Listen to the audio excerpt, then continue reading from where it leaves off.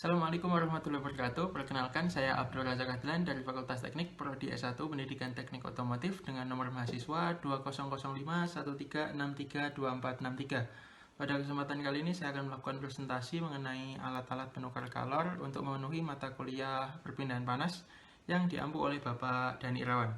Nah, apa sih yang dimaksud dengan alat penukar kalor? Alat penukar kalor adalah peralatan untuk perpindahan panas dari suatu fluida bertemperatur tinggi ke fluida lain yang bertemperatur rendah. Alat penukar kalor ini terbagi menjadi dua, yaitu alat penukar kalor secara langsung yang panas akan bercampur secara langsung dengan fluida dingin tanpa adanya pemisah.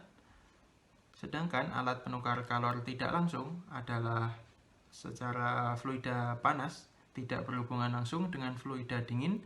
Jadi proses perpindahan panasnya mempunyai media perantara. Nah, ada beberapa jenis dari alat penukar kalor. Yang pertama, penukar kalor pipa ganda sejajar atau paralel, dan juga counterflow, yaitu lawan arah. Yang kedua, penukar kalor selongsong tabung atau lintas selongsong N dan M lintas tabung. Yang ketiga, ada penukar kalor aliran silang. Yang pertama yaitu satu fluida campur, dan yang kedua fluida tak campur. Bisa dilihat pada gambar, merupakan penukar kalor heliflow compact counterflow yang bisa dilihat pada gambar di kiri, yaitu internal tabing ya. Yang bagian kanan bisa dijelaskan yaitu bagian luar atau shellnya, dan juga internal tabingnya. Pada slide selanjutnya adalah penukar kalor selongsong tabung. Bisa dilihat pada gambar. Pada gambar kanan itu bagian dalamnya ya. Sedangkan pada bagian kiri itu bagian luar yang belum diisi dengan bagian dalamnya, belum diisi dengan selongsong tabungnya. Sedangkan pada slide 5 ini ada selongsong tabung yang telah digabung menjadi satu ya, seperti gambar berikut. Nah, berikut adalah gambar dari selongsong tabung yang telah disatukan tapi belum disatukan dengan bagian luarnya atau bagian cangkangnya. Nah, pada slide 7 ini ada bagian-bagian dari pemindah panas selongsong tabung. Yang pertama ada cangkang atau shell, kemudian ada bandel tube atau gabungan dari masing-masing selongsong, kemudian ada bevel atau penghubung atau penyatu ya dari masing-masing tube, kemudian ada mounting atau pemegang, kemudian ada gasket atau penahan agar tidak terjadi kebocoran, kemudian ada head, dan juga ada connection dan tube seat. Kemudian ada penukar kalor aliran silang atau biasa kita lihat pada radiator ya.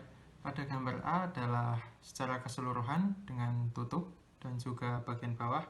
Sedangkan yang B ada hanya sirip-siripnya saja. Kemudian pada C untuk zoom in dari masing-masing sirip-siripnya.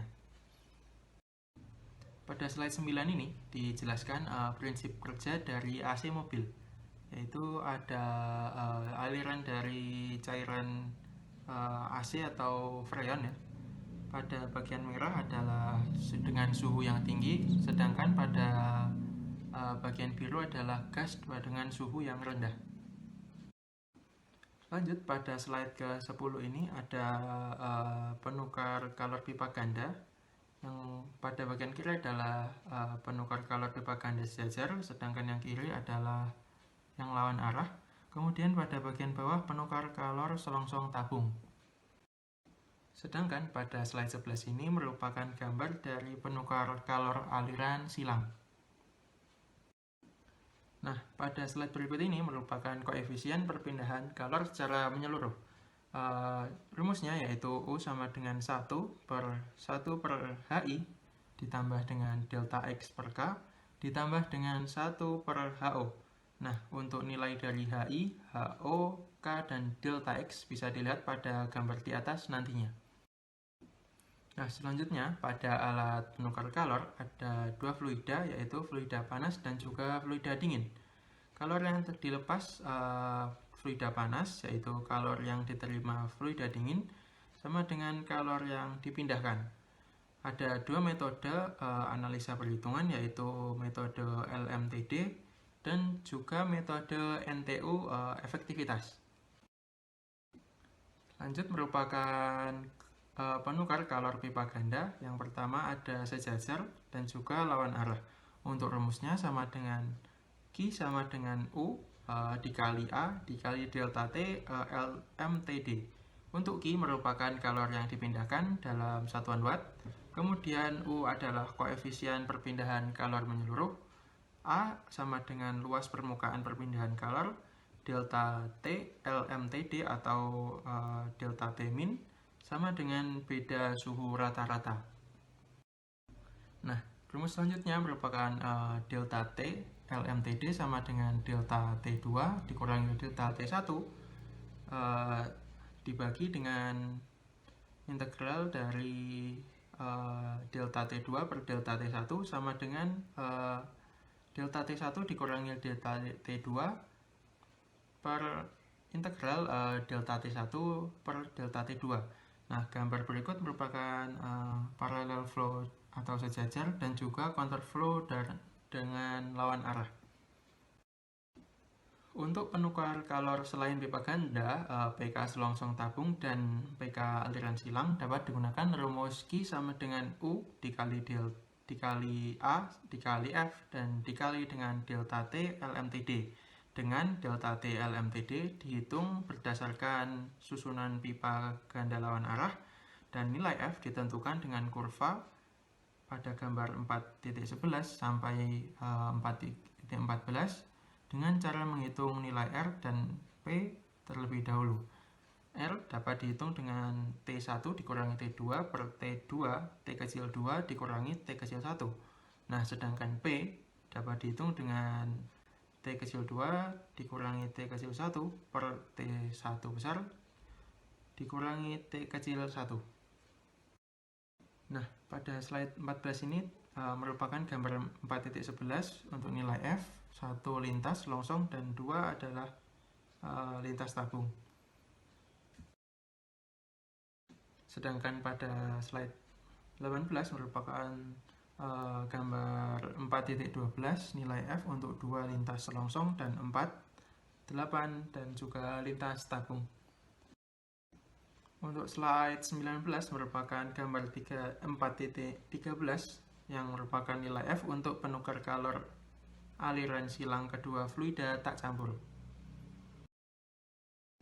Pada slide 20 merupakan gambar 4.14 yang merupakan nilai F untuk penukar kalor aliran silang satu fluida campur dan satu fluida tak campur.